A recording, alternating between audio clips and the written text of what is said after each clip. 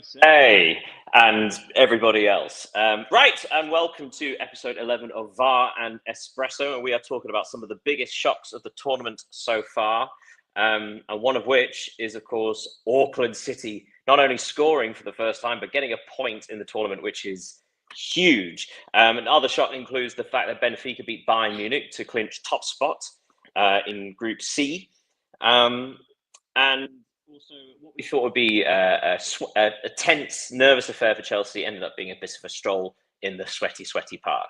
But let's begin with my co-host, Leo. Good morning, or good afternoon, Leo. Yeah, good afternoon, Daniel. Shall we start with the Benfica-Bayern game? Because this was the one where had Benfica lost, that would have opened the door for Boca Juniors to qualify instead of them. And yet Benfica won. How did they do it? Yeah, honestly, it was a victory as surprising, but as it was logical for Benfica after watching the game. They took their chances. They showed impressive defensive solidity, in my opinion. Vincent Kompany had decided to carry out a wide-ranging review of his team, and it didn't really pay off, even if it was better in the second half with substitutions. I can think about, for example, Michael Olise, who proved to be a real threat when he entered the game. It was a good game, but we have to say that it was about 40 degrees. So the rhythm wasn't the quickest of the year, and it was logical. But what Benfica did needs to be underlined. Do you think it's entirely Benfica doing a good job? Because obviously Bayern had this far more of the ball, 73% possession by the end of the game. Also 13 shots to Benfica's 7, although they both had 4 on target. So Benfica's goal came in the 13th minute from a clinical counter-attack, of which there were a couple of those. But do you think this victory is as much as Benfica executing a good game plan as Bayern not taking their chances, because they did have chances? Yeah, I think the Benfica's plan was to let the ball to Bayern because they know they are superior. And of course, Trubin made a really good game. He made a lot of crucial saves. But the thing is that to defend that way demands a lot of concentration. They needed to be concentrated. It demands a lot of IQ.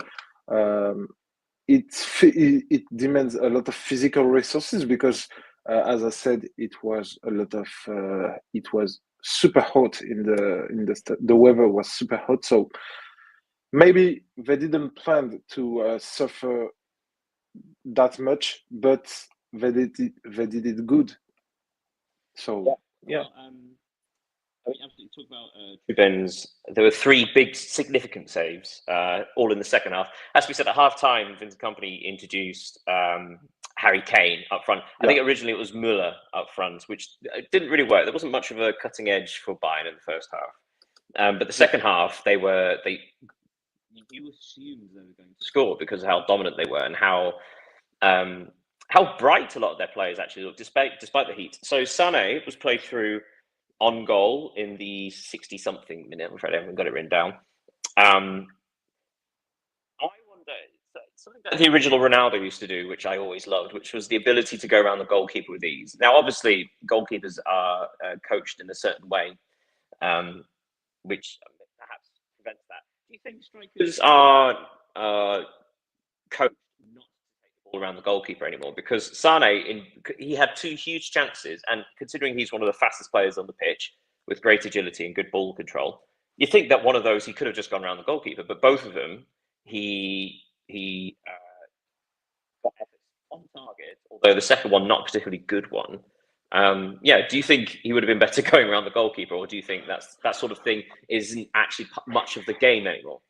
Yeah, we talked about Sané a few days ago, and my position has not changed, and I think it will never, because he's a player full of talent. We all know it, but he's too kind. He's too sweet on the ball and on the opponents. I think his main problem is that he should be more intense in his effort. I have an image in mind where he shoots. He tries to curve the ball, and Trubin just stop it like it was a kid shot. So he's a good player, but his choices are terrible. The his implication, um, whether it is with or without the ball, is um, also poor. So there is a reason why he will leave Bayern this summer to join Galatasaray, and not leave Bayern to join, I don't know, Barcelona or Real Madrid. I think it illustrates perfectly what kind of player he is, because if you remember when he was in Manchester City and even in Schalke, because the first memory I get from him is his, I think, hat trick against Real Madrid with Schalke in the Champions League. So he's completely a completely different player today, and I think it's sad to see that, because he should be playing at the same level as Mohamed Salah, maybe Ousmane Dembele. He could be a pretender for the Ballon d'Or. Well, he certainly has the physicality, the sort of speed, the dribbling ability. The second save in particular from Truban was with his hand. But before then, you saw the quality that Harry Kane brings to the side, who not only goals but working as provider. So it was him dropping deep, and Sané and Elise being further forward. I think it was about the 81st, 82nd minute where Kane plays this incredible through ball between three players, three defenders, all very close together, and yet it's perfectly weighted into the path of Sané, perfectly through. It was. Do you know the one I mean? It was a moment of such quality that you have to finish those, because you don't get many of those in a game. Yeah, but I think we can. It's funny to compare in that game the implication of Leroy Sané and the one of Angel Di Maria, who is almost 10 years older than him. And when you see Di Maria playing, you see a player who wants every ball, who fight for every ball, who is technically gifted. It's not new, we all know it, but even with this heat, with the fact that he's 37, I think, Angel Di Maria. So, and we can see he's hungry of ball, and I really like this kind of player. So that, of course, meant that Benfica topped Group C and Bayern finished second, and it also meant that the match between Auckland City and Boca Juniors was not irrelevant, but like it wouldn't have affected the group table. Yeah, but something I want to bring up, because so we said previously how football is an all-weather sport, so it's quite unusual to get delays for anything, really. yeah. And yet there have been many delays for storms, for significant rain, and understandably so. Obviously, the climate in America right now, there's a lot of thunder, all that sort of thing. However, the whole point of playing these final group stage matches together is to almost protect the integrity of the games, right? So Auckland City and Boca Juniors had to be delayed for 40 minutes. So that meant that when they came back out onto the pitch, Boca Juniors knew the result of the other game.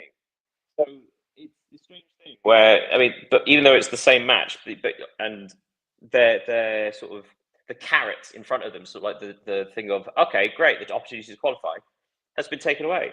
I suppose my question is, like, do you think, to keep the integrity of these matches, do you think if one match is delayed, the other has to be delayed? Because how else do you protect that from happening? I mean, hypothetically, had Bayern Munich won 2-0 and the delay happened, Boca then would have known they only had to score 5 goals. It would have changed how they approach the game. It would have changed their mindset and give them an advantage. I can understand your point. Mine is, if you want to respect the game and maybe delayed the other one, we have to think that a long break can have consequences on the players' integrity, physical integrity, because to stop for a long time, then to start again to play, maybe the weather has changed because of the humidity of the rain. I think we have to make a choice between the integrity of the players or the equity of the games. And it's a tough question, and no one has the real truth because I don't think it exists. But yeah, it's interesting to talk about that. I think you're pointing out something is that now it's too late to make major changes to the infrastructures for the next World Cup. The thing FIFA can think, and I hope they will do, um, it's to schedule the games at times where the sun isn't at its zenith, because when they play at noon or at 3 in the afternoon, it's they can't.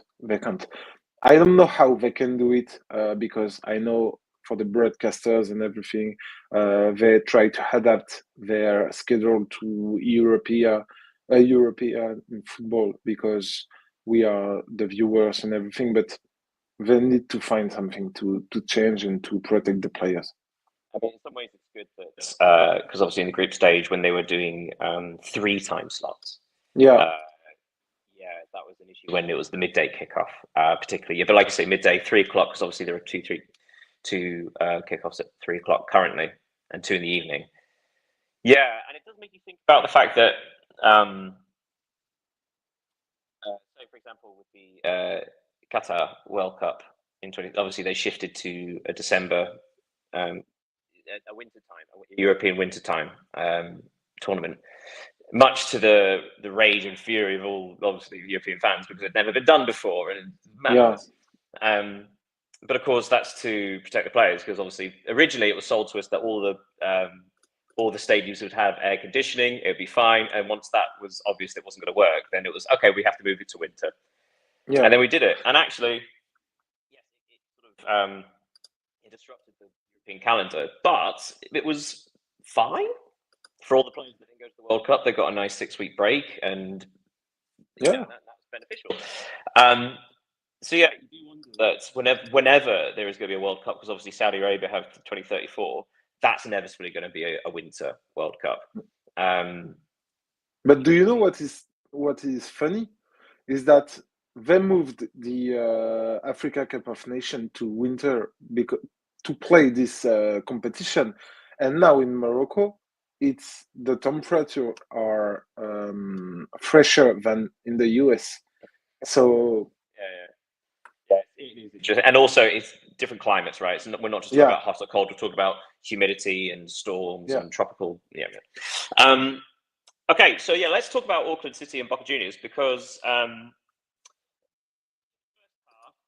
mean, in the whole game, I'll give you some stats. Boca Juniors had 74% possession, as you would expect. They had 41 shots, yeah, and only 10 on target. So obviously, the aggressors throughout the vast majority of the match, very much on top, very much the dominant team.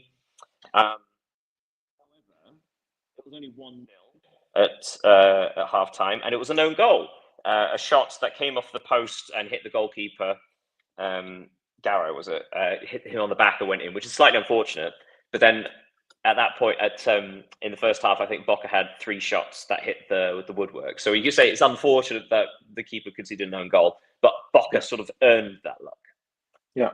And I have a question for you. Do you think we can talk about one of the greatest performances of the last few years? Because to recall, Auckland City is a semi-professional team against Boca Junior, who is a powerhouse, not only a South American powerhouse, but a global because of everything that is around this club. Yes, it's so I would compare it. So they're getting a lot of comparisons in regards to like where they rank in the world of club football, and they were ranked alongside a lot of sort of English non-league teams. who are also semi-professional or whatever.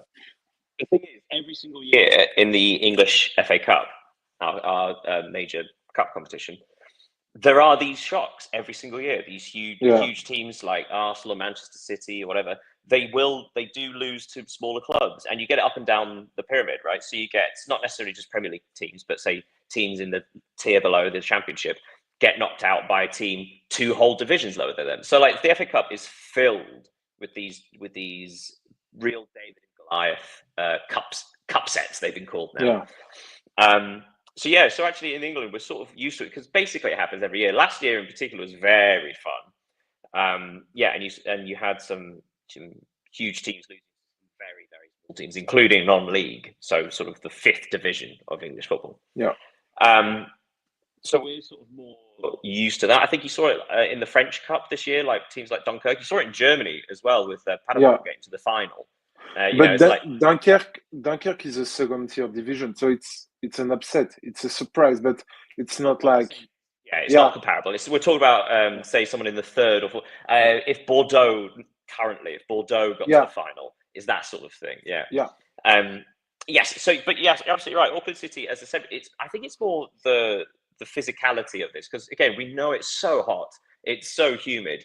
They are having to defend so strictly, and this is a team that obviously that is quite dominant in the New Zealand League, having to defend for their lives. And this is, of course, coming after conceding 10 against Bayern and conceding 5 second-half goals against Benfica, although they held out mostly for the first half. It's more the turnaround, which is kind of astonishing. After the 10-0, you assumed that they were done for, and they were just like these poor little children sort of thing. In the first half against Benfica, they showed grit and determination before, again, physically, they just fell away, which is inevitable. But the fact that they managed to hold on for the entire match against Boca is absolutely brilliant. When they scored, I think it was Gray. Gray scored from the corner. I think I read he's a teacher. So obviously these players, all these players have other jobs. They have jobs. Some of them have taken unpaid leave to come to this competition. It's wonderful. I mean, part of me wanted to talk about actually how borderline embarrassing this is for Boca because they had the opportunity to, arrive on the world stage and show everyone else just what they are in Argentina, this huge Argentinian club. Yeah. And yet they've been held by the smallest club to ever reach the Club World Cup. And again, there's part of me that thinks, Boca sort of really dropped the ball. But actually, all credit to Auckland City. They did everything they possibly could. Their left back, Lagos, had the game of his life. He got the assist for the goal, but also just defensively, he was, all plaudits. They were fantastic and good for them. And what a wonderful thing to shut people up, like saying that they shouldn't be here at the tournament. We described something similar in one of the first episodes of this. Not because Oceania don't deserve to send a team to the Club World Cup, but it's the fact that they're semi-professional just means that it kind of unbalances the group, and we saw that with Bayern's goal difference, right?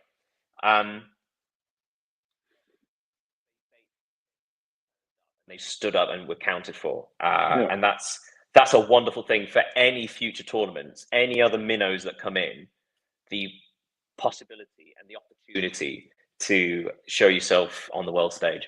Yeah, because they scored on a set piece, and I think it's the best way for an outsider to score against a giant, because when all the players are together in a little area, there is no big or bigger teams than others. It's just determination. It's just it's okay. We can talk about technical ability to put the ball in the box, but then when the ball is in the box, it's just a draw between players. And it's a good story because they only had 3 chances yesterday. They shot on target twice and they scored 1. And if you compare it to Boca, as you said, they took 41 shots, but only hit the target 10 times, and even their It worked 3 times. yeah, 3 times, yeah, and even their goal wasn't an own goal. Well, that's right. Auckland City actually scored twice. I forgot to say that. Auckland scored twice. Just one was in the wrong net. Yeah, yeah. So yeah, I think it's the greatest story of this tournament so far, and I think it will stay like that until the end because they were the biggest outsiders. Yeah. And actually, I did look going into the last rounds of fixtures in all the groups. I think it was 6 clubs were on 0 points. Yeah. Seattle, obviously, why am I saying like that? Seattle finished on 0, but of course they had a very hard group. That's again, no disrespect to Seattle, but the fact that Auckland City are going to end on a point is huge. They're not going to be part of this 0 point club. And apart from anything else, prize money. So obviously, every single club that comes to the Club World Cup, I think are guaranteed somewhere between $3 and $4 million just for being part of the tournament. And obviously, but then every game you win, it's 2 point something million for a victory, and I think it's something like 800,000 to $1 million for a draw. So the money that Auckland City already will receive for just participating in this tournament, yeah, it's incredible. The fact that they got a point actually hugely helps them. That's not an insignificant amount of money for a club like that. Yeah. And you were talking about Seattle being in a really difficult group, and it's true. But for Auckland, who is, we can recall it, a semi-professional team, being in a group composed of Bayern Munich, Benfica, and Boca Junior, it's even bigger than Seattle because Seattle. Comparably, Auckland, any group Auckland went in would have been the hardest group. Yeah. So it's the beautiful story of this competition. Benfica, yes, win the group on 7. Bayern finish on 6 and go through the second. Boca only finished on 2 points, and Auckland City on 1. Yeah, that's Group C. Moving on to Group D. Yes, the match that we were highlighting before was Esperance Tunis 0, Chelsea 3. Yeah, at first we thought this was going to be a bit of a tense match, but actually Chelsea were completely in control. Again, 74% possession to 26. Yeah. 16 shots to Tunis's 3. 7 shots on target, and Tunis didn't manage a single one. This was fairly serene for Chelsea, wasn't it? Yeah, but to tell the truth, I wondered whether Maresca had made the right choice to make so many changes in such a crucial match. Yeah, but definitively yes. Although the first half was average for the Blues, Chelsea managed to score twice just before the break, and it literally killed Tunis, because we all know that one goal can kill a team if it's being scored just before or just after the break. But conceding 2 is, yeah, it's just a trauma. What we can also say is that Delap's goal illustrates perfectly, I think, all of his qualities.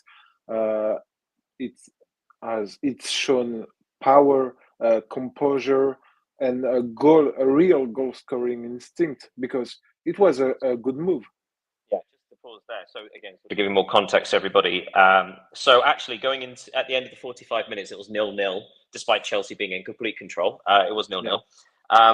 But a corner, Enzo Fernandez corner, was headed in by Adara Bayo in the 3rd minute stoppage time, and then 2 minutes later, the 5th minute stoppage time, Fernandez played a ball into Delap, who was just on the edge of the area, but he was under pressure from a defender, but he managed to shift his body basically almost dummy, right? So he sent the defender one way, easily went round him, and a very cool finish into the bottom corner. And that was the first time, I can say, a real sucker punch and sort of knocked Tunis. So they could have gone in at half-time 0-0, and suddenly you're 2-0 down, the game's gone. It's going to take an effect. So, and like I say, Delap's finish was clinical. Jackson, it was announced yesterday, I think it was, that Jackson's ban will be this match and the next round, so the round of 16. So so Delap has done like himself no harm. Of course, like this is gonna be the worst thing for Nicholas Jackson, right? The fact that Delap has played pretty well in this game. But Dilap was intelligent, has been intelligent because in case of a caution, he would have missed the round of 16, and he did. He will not, so it's okay. But I think we also have to say that even if Chelsea assumed they had possession of the ball, they were still frightened by the way they defend. Tunis had a few chances. They didn't seize it, but they had. So, and it was. I think we told the same thing about against LAFC a few days ago, last Monday. That Chelsea being favorite was kind of logical, but they are still they are shown difficulties when they have to defend. Yeah, absolutely. And of course, in the second half, again, Chelsea just kept the ball quite easily. No fuss, no worries. And then in the 7th minute of stoppage time, the Chelsea youngster George managed to get a goal from distance. I believe his third for Chelsea in competitive fixtures. So yes, a nice, easy 3-0 win. Do you think? So you were saying before about Maresca. You were concerned about Maresca's choice of lineup, considering how important this game was. So do you think, first of all, that he deserves credit for this? Because obviously it was a bold choice. Although I think we're seeing that across the board with some of these bigger clubs, because just the necessity to rotate because of the weather. But apart from anything else, it was reported that this week that Chelsea are struggling to train because they're based in Philadelphia. There are warnings about doing anything outside, let alone doing physical activity. So they've barely trained whilst being at this tournament, and yet they've made. Yes, they lost to Flamengo, but they have made fairly serene progress in the other two matches. So, do you think Maresca deserves credit for recognizing that actually fresh legs and fresh bodies were more important than tactical familiarity? Yeah, I think he does because at the end of the game he said that his starters were suffering heat, as you said, and they were really tired of everything about climate and everything. So even if Chelsea lost yesterday, I think he made the right choice because a manager isn't only someone who puts his players on the pitch and make tactical decisions. He also had to take care of his players. So yeah, it was the good decision, even if I questioned it when I saw the lineup. Absolutely. And what I mean, I think we've also seen in this tournament before that when there has been significant rotation, it hasn't always worked. But I suppose the difference is that was the second game as opposed to the final one. Okay, and the last match in Group D was LAFC 1, Flamengo 1. Considering this was a dead rubber, it's the first dead rubber of the tournament. Yeah.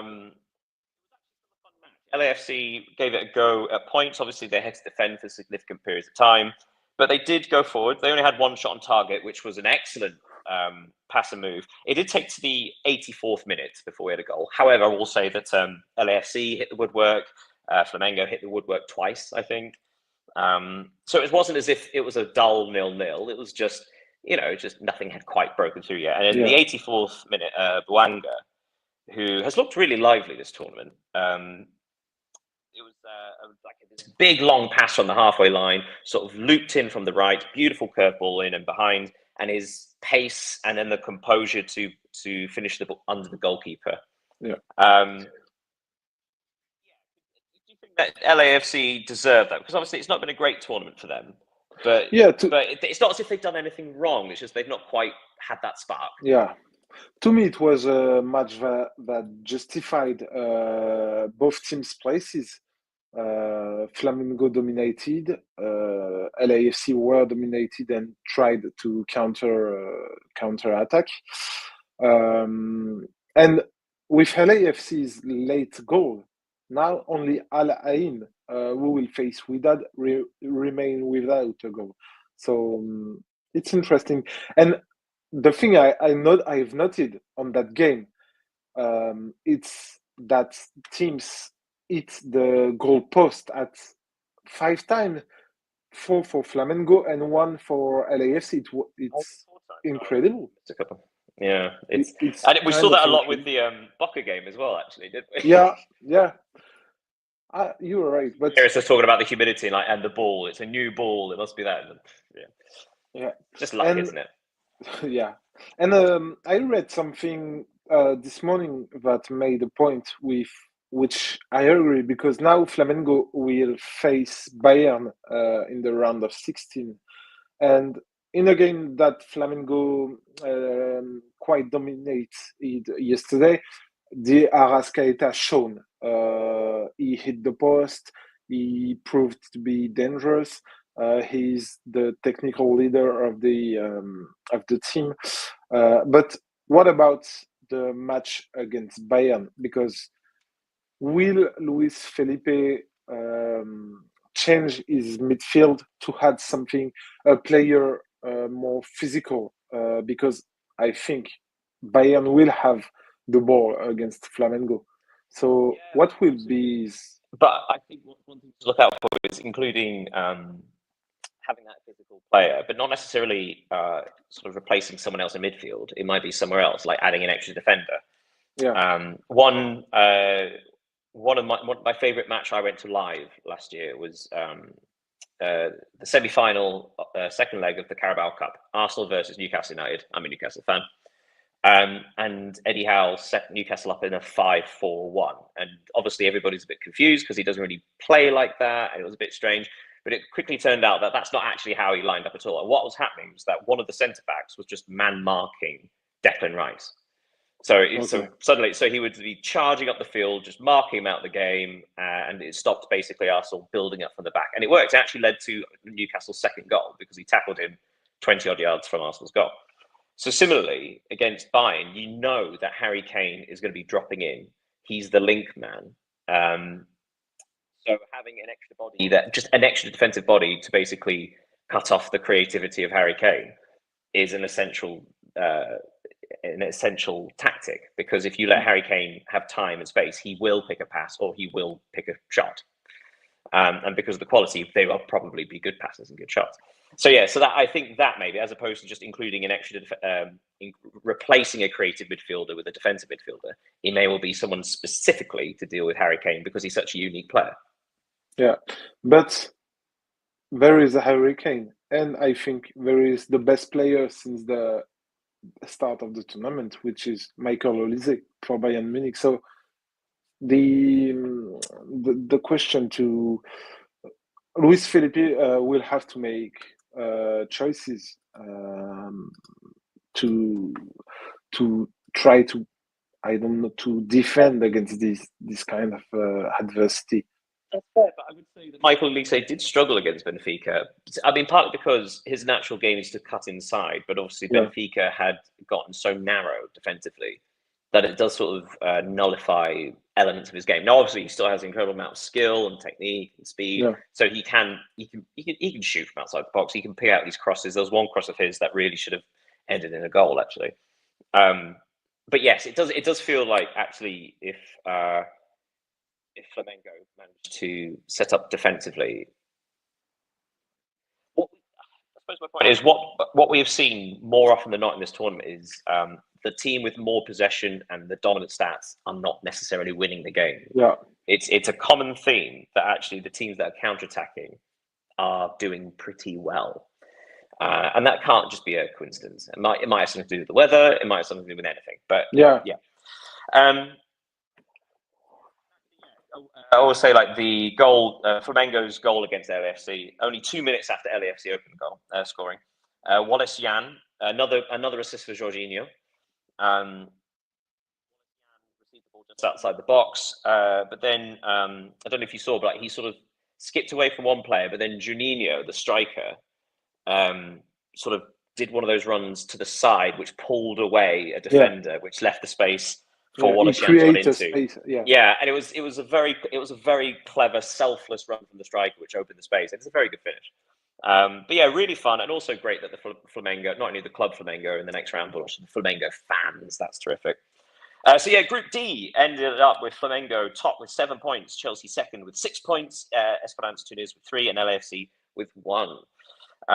So that does mean, looking at the round of 16, in the top half of the table, Palmeiras will play Botafogo, and Benfica will play Chelsea, and obviously the winner of those two games will play each other. Then the bottom half of the draw, Paris Saint-Germain will play Inter Miami, Flamengo will play Bayern Munich, and the winner of those games will play each other. So one thing we are seeing, I was going to say, before we get into the next round of fixtures, the importance of in Group E, which is River Plate, Inter, Monterrey, you are Reds currently, so that's the order in Group E. The importance of winning that group as opposed to finishing second, because winning that group would mean that you are in the top half of the draw, which is currently Palmeiras, Botafogo, Benfica, and Chelsea. Yeah. And in the bottom half, you have Paris Saint-Germain, Bayern Munich, Flamengo, and Inter Miami. So it does currently seem like the top half of the draw is slightly easier than the bottom half of the draw. I say it's easier because obviously there have been shocks already, right? Palmeiras and Botafogo are there by right. So they are good teams. It's just not quite as imposing as, say, like we were expecting Atletico Madrid. Yeah, European giants. Yeah. So yes, so the importance of Group E, whoever wins Group E, whether it's River, Inter, winning the group, it also means you'll play the runners-up of Group F in the next round, which would be Borussia, Fluminense, Borussia Dortmund, Mamelodi Sundowns, or I think it was so winning the group is essential for Group E, and actually G, which is Juventus and Man City, but we'll get onto that tomorrow. But yes, top half of the group of the draw, bottom half of the draw, essential. And would you like to look at the fixtures for tomorrow? Yeah, we can. So the first ones, and I don't know why they do this. When these last matches started, we did Group B first and then Group A, and I don't know why they did that. Maybe so because some are played at West and others are played at East for the time. I don't know, but with the time difference between Eastern Coast and Western Coast, maybe it has something to do with it. That would make sense. Also, maybe if they're targeting market, not sure. But yes, okay. So Group F will be kicking off at the 3:00 slot in the US. So yes, Borussia Dortmund, currently second in Group F on 4 points, will play Ulsan HD, who are eliminated. They have no points. And then third place, Mamelodi Sundowns on 3 points versus Fluminense, who are the group leaders on 4 points, but with a better goal difference than Dortmund. This is going to be a fun day. Should we talk about Mamelodi and Fluminense? So no team is guaranteed through. So both of the groups today, there are 3 teams going into 2 slots, and no one is guaranteed. So it's very exciting. Lots to play for. Win. But we also know that Mamelodi Sundowns can score. In fact, Dortmund, Fluminense, and Mamelodi Sundowns have all scored 4 goals so far in this tournament.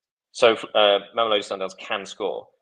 Do you think they have enough about them to beat Fluminense? Who, remember, Fluminense just need a point to finish second, or a victory will almost guarantee top spot? That was what I was going to say. I think Dortmund will beat Ulsan first. So one of the 2 qualifying slots is now occupied by Dortmund, in my opinion, of course.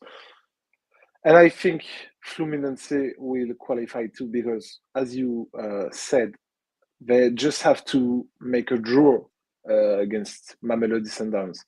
Mamelodi Sundowns are not attacking. We saw them attacking against Dortmund. They scored 3 goals. They got some quick players on the front. They are positive. It is a positive team, but I think Fluminense has more. How can I say that? Has more products, has more talents, individual talents to make the difference between them and Sundown. So I think Fluminense will qualify. I don't know if they will win this game. Maybe they will they will want to keep the draw because they want to control the game. As we said, there is a lot of it's very hot. They will play the game. They will play the round of 60 if they play the round of 16. So yeah, Dortmund will finish top of the group in my opinion. Then Fluminense because Dortmund will score. I think three or four goals against Ulsan. Yeah, I see what you mean because Dortmund and Fluminense was a draw, so Fluminense are not ahead on head to head. So it's just goal difference. So yeah, Dortmund do look like if they just have a healthy win, they should win the group. Yeah, I agree with you. I think Fluminense, apart from anything else, I think they have the let's say the gamesmanship. They have the tactical, sensible mindset of when to slow a game down, when to waste time, when to go forward, but also how to control a game like that. If Mamelodi Sundowns are having a bit of momentum, how to break it up. I think there's more that that savviness about them. I really hope. I'm hoping for a fun game. I think it will be. I think Mamelodi Sundowns will attack, but I think it does mean that Fluminense are well able to counter pretty well. I could see this being like a 2-1 Fluminense. I can see Mamelodi Sundowns scoring again. But you know what? If that is the case, again, I love the fact that Mamelodi Sundowns turn up the tournament and they've attacked, and again they've made their mark on the tournament. I think I said this yesterday. I kind of hope. I hope that Mamelodi Sundowns do win, just because having a sub-Saharan team in the next round, it will be huge. Yeah. Hello, Pedro. Bom dia. Hello, my guys. I'm sorry for arriving late. No problem. We're discussing today's fixtures between Dortmund and Ulsan and Mamelodi Sundowns and Fluminense. Who do you think is going through in this group? My expectations is that all Brazilian teams go through, so it's only Flamengo left. I think they just need a draw to go through, right? So my expectation is Flamengo, obviously, to make the Brazilian poker, and in the other game, just revenge. We can't hear you, Pedro. There is, I think. Sorry, could you repeat that, Pedro? You just cut out briefly. Yeah, and Dortmund, of course, obviously, to go through. I think we are all in agreement on that. Which, by the way, reminds me, I did say Benfica would go through yesterday. So, then the other games we have for Group E, which are the evening kickoffs in the US. We've got Internazionale versus River Plate, first against second, or rather second against first. So yes, joint on 4 points. River Plate are ahead on goal difference. And then the second game is Urawa Reds, who are in fourth, and they are eliminated, versus Monterrey, who are third with only 2 points. Thoughts on this one? This is very interesting because unlike obviously Group F, where Dortmund are facing the team at the bottom, first against second really opens the door for Monterrey. Yeah, because I think Monterrey will beat Urawa, but then there will be 5 points. So the game between River and Inter will be a really tough battle.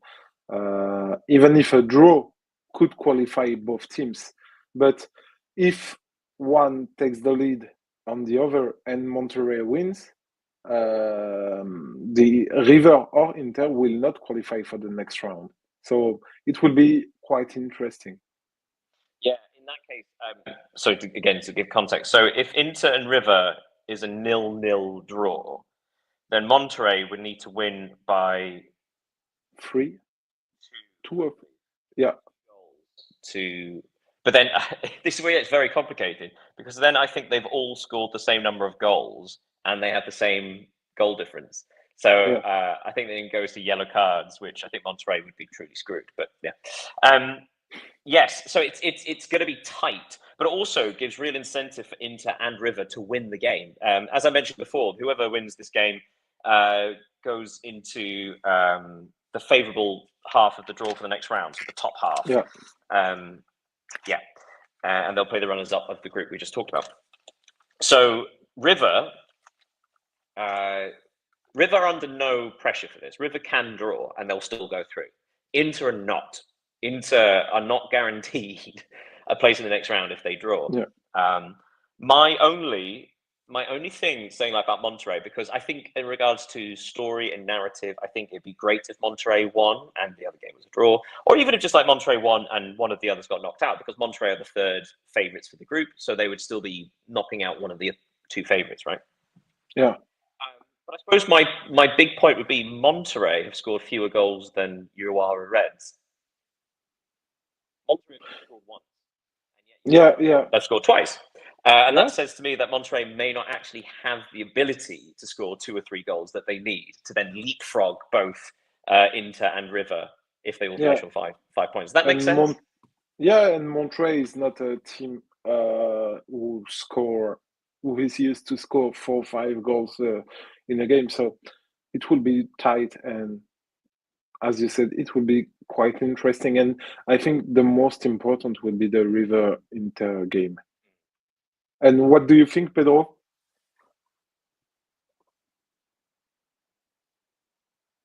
Pedro, any thoughts on Group E? I don't think he... Can you hear us, Pedro? You're muted, dear boy. There we go. Sorry, I lost the voice connection. I need to switch off the earbuds. Now I listen. Let me just talk about the games yesterday. About Benfica, as I said on Monday, it was not a surprise for me when a team is already qualified and made load management with roster changes. The other team who play the last round with a team who is already qualified has more than the triple of the chances to make a positive result, because Bayern Munich give 1 half ahead to Benfica. They just played in the second half when they make the changes, when they seek for the goal. So of course I'm happy for Benfica to go through. Another thing is the farewell of Di Maria, because Di Maria returned to Benfica. Because he said, I love Lisbon, I love the club, I love the people, I love the environment. So he said Di Maria said 2 years ago, I have much more higher financial proposals, but I stay with Benfica because it's the club and the city of my heart. And you know, guys, he's doing the last games in the tournament. He will return to Argentina, to Rosario Central, who is his youth club. For me, it was a pleasure to watch Di Maria play in Portugal for 2 times, when he was young and now in the end of the career. It's good to have good players in the Portuguese league, because it's not easy to afford. We cannot afford this kind of players if other sharks are interested to hire him. And in the other game, I told you guys to see if Auckland could score. They scored a goal. Wow. They scored a goal. I said in 3 games. Don't they tell actually me. scored both. They scored both goals. Yeah, they scored both goals. Own goal. Yeah. So it's 3 games, 3 opportunities for them to score a goal. They could score in now, just talking in the better perspective. I said there's a bet that you can make money if you believe they can resist or not 15 minutes. Yep. It's if you play, if you just need to put a draw or the favorite to score a goal in the first 15 minutes, and they resist much more. They resist almost 45 minutes against Benfica, and they resist 25 minutes against Boca. So it's what I want to talk about. I think it's fair. I think it was fair that Bayern Munich and Benfica go through. And the other thing, just for the finish, I don't know if you mentioned this, but we have the semi-finals in the under 21 youth championship, right? Yeah. We haven't got there yet. We've got some other things to talk about before the end. So we'll get there in just a minute. So let's quickly wrap up for the Club World Cup. Let's get your predictions. So as we said, Inter and River, a draw, River go through. Inter not necessarily. And Monterrey a win of 2 or 3 goals. I think guarantees them a place in the next round. So what are your predictions? Who do you think is going through in this group? So as a reminder, River are first with 4 points. Inter are second with 4 points. Monterrey are third with 2 points. And Urawa are out with 0. I think Inter and Monterrey will go through in this group. Oh, I think Pedro had a with Wi-Fi issue. Yeah. Like I say, I think my issue is whether Monterrey can score enough goals to actually overturn this. Having said that, if they just win and say Inter or River lose, then actually Monterrey will still go through. Yeah. So actually playing the percentages, you're right. I think Monterrey squeezed through, and I think Inter have actually looked a pretty decent side. It's just they've not been scoring the goals they created, but they have been creating them. And it's just one of those where you expect that to end at some point. Although, having said that, that did not happen with El Atletico, who really should have scored more goals, and that would have been enough for them to go through. I think I'm going to go River and Monterrey. River and Monterrey. Okay. And Monterrey will just beat Urawa, and I think that knocks Inter out, and I think we'll have another giant killing. Okay, it will be quite interesting. Oh, it'll be wonderful! It'll be fantastic. Also, I mean, I think about this. All these giant killings. It does make you sad that, therefore, like, it just means the cynical part of my head, just like, it just makes it easier for Paris Saint-Germain or for Manchester City, right? It just like so there'll be one of those left in each half, and then but it's easier. There is a context to everything, so yeah. So welcome back, Pedro. So yes, who do you think is going through? River, Inter, Monterrey can all go through, and Inter and River play each other. Monterrey play Urawa. I agree with you guys. I think Inter and Monterrey goes through, but just remember, in professional competitions, there are no free lunches. They need to play, and they need to score. So, but I don't see any surprise here. I think the 2 teams with the best position in the table are going through. And that's my opinion. Inter obviously is a great shark. I think the fans and FIFA wants to have Inter in the round of 16, and I think Monterrey it's the club in the best position to be qualified. That's my opinion. Sorry to correct you, but I did not agree. I say Inter are out. I said River and Monterrey. That's my gut instinct. But I'm with you, Pedro. I'm with you. Although sitting on the fence slightly for this, I can actually see Urawa getting a draw, though. I mean, again, you just you can. It's one of those things that they've scored more goals than Monterrey, so it may well just be. I mean, again, Urawa were beating Inter until the 80-something minute yesterday, or the day before. Sorry. So it's not as if they're nothing. It's not as if they'll just roll over. They have the ability to defend. Right. So with the last few minutes we have. Let's talk about mention Pedro. You wanted to say the under-21s semi-finals. I know it's England against the Netherlands, and what's the other one? Yes, we have one game in the Bratislava. It's the game in the afternoon, and in my opinion, England is the team who have more chances to win, but will be tied. And in the evening, we have France who, in my opinion, is always favorite to win this kind of competitions. They play against a good team, but I think the France will do the job then and reach the final. So my prediction to the final is France against England. Final. And lastly, before we go, I think it's important to quickly touch on this. So the news was announced yesterday that after a final interview / briefing yesterday, Lyon of Ligue 1, one of the most successful French clubs ever, they have been relegated to League 2 due to their financial situation. They still have the right to appeal, but they are, as it stands, Lyon, the giants of France, they are relegated to Ligue 2. Leo, obviously you are a Lyon fan, and obviously this is going to hit you very, very hard.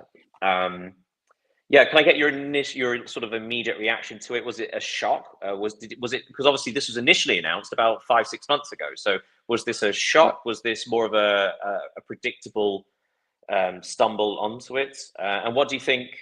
What are your initial opinions of the ownership? To be honest, it has been several months now since the threat of relegation hung over Lyon last winter, to be precise, because the DNCG. So just to clarify, sorry, with the financial police of French football.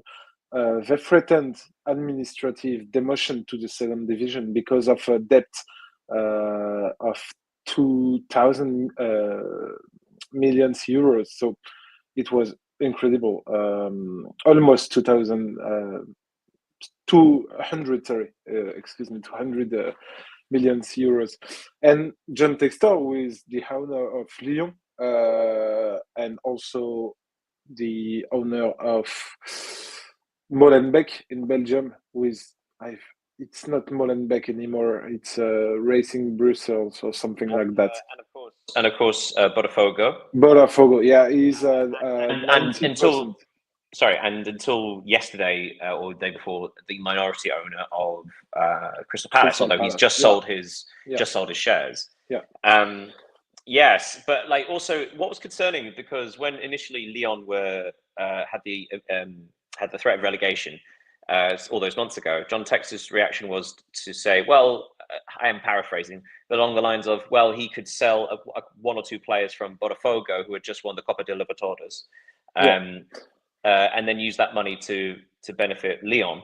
And then obviously the French financial police therefore pointed out that you can't do that. That's illegal.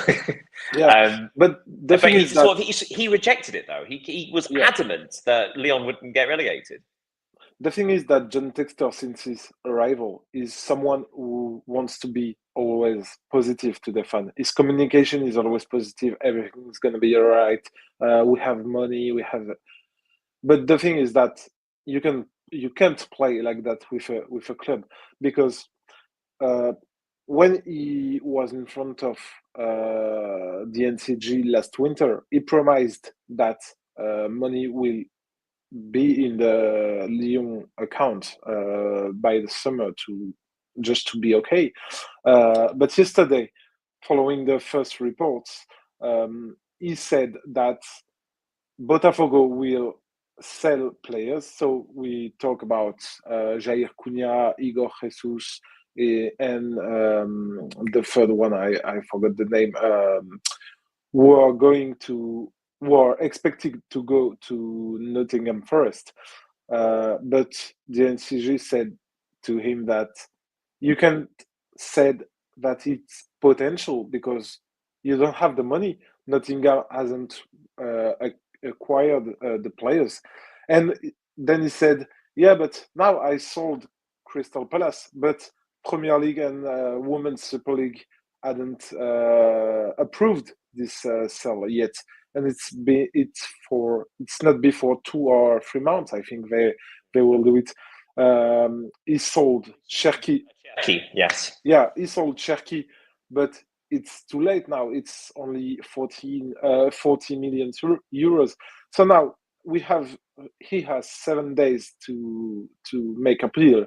He will have 7 days when he will receive the official notification. But so yeah, the club is going to League Two if the appeal doesn't work, and worse because we have the everything around the club is too big to be in League Two. So if Lyon is going to play in the League Two, they finally will not. They will. I think they will be relegated like Bordeaux was a few years ago, because it's impossible to hold with the stadium. With the Lyon is too big to play in League Two, just because of everything around. It's terrifying for a lot of French football. Lyon weren't the only club under investigation. And of course, until Ligue 1 gets their television rights sorted out and have that consistent income, there's a lot of insecurity with French ownerships and things like that. And like I say, Bordeaux were relegated 4 divisions, weren't they? They had their professional license taken away. Yeah, they are playing in the 4th division, actually. They have not been promoted this season. Andy Carroll used to play in Bordeaux because now he left. He just left. He made a good impression. I didn't watch Bordeaux game because of everything else, but when every time I saw someone scored in Bordeaux, it was kind of always him. It was often Andy Carroll. And Bordeaux now plays in 4th tier of French football. So they are like Auckland City, they are semi-professional, because in France, to be considered professional, you have to be in 1st or 2nd division. Next year or in 2 years, the 3rd will be also professional, but not yet. Well, let's hope that Lyon get their situation sorted out.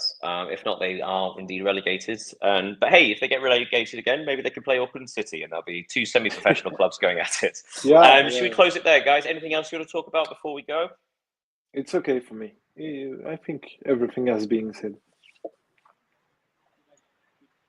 Okay, let me just say one thing, that yesterday it was really a sad day with that terrible news. I know they have the right to appeal, but now Lyon does not control their own destiny. Now they are in the hands of a court, and that is problematic. I am trying to find out if the Portuguese coach, Paulo Fonseca, if he said something about that situation in the international press. Not yet. Not yet. In my opinion, there's 2 things that can relegate a team like this. One is financial fraud, and the other is fixed matches. Both are several crimes. I think the other situations with the economic issues, I think the club needs to present a process of revitalization and then be approved, and they have their accounts controlled by a commission. They control the place they can hire, what they can sell. They control their balance, economic demonstrations, and we can solve. Because yes, Bordeaux now it's in the 4th division, right? Yeah. A biggest club. I know one of my youth childs was Shalana. Shalana, a great player, already passed away, played in Bordeaux. Bordeaux, are in my memories. I don't want that happens with Lyon. No way, my guys. I hope they can find a solution. Let's see. And just to add something, last word, if Lyon being relegated in 7 days or in 8, when they will receive the notification, they could be excluded from the Europa League because they finished 6th last season in Liga, but UEFA doesn't want them to play if they can't have financial resources. Yeah. So it's a tricky situation. Yeah, it might be one of those. We should probably discuss that nearer the time once we cross that bridge, I guess, because there's a lot of possibilities and permutations. Yeah.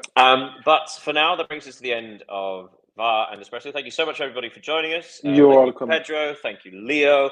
Everybody, please Thank make you, sure you Daniel. find us on the socials. Do all the following, do all the subscribing, do all the watching. And we'll see you all tomorrow when we'll have another 4 teams in the round of 16. And then we can preview the last group matches of the Club World Cup. Yeah. Thanks, everyone, and have a nice day. Goodbye, Daniel. Goodbye, Pedro. Thanks for joining, and see you tomorrow. Bye, everybody.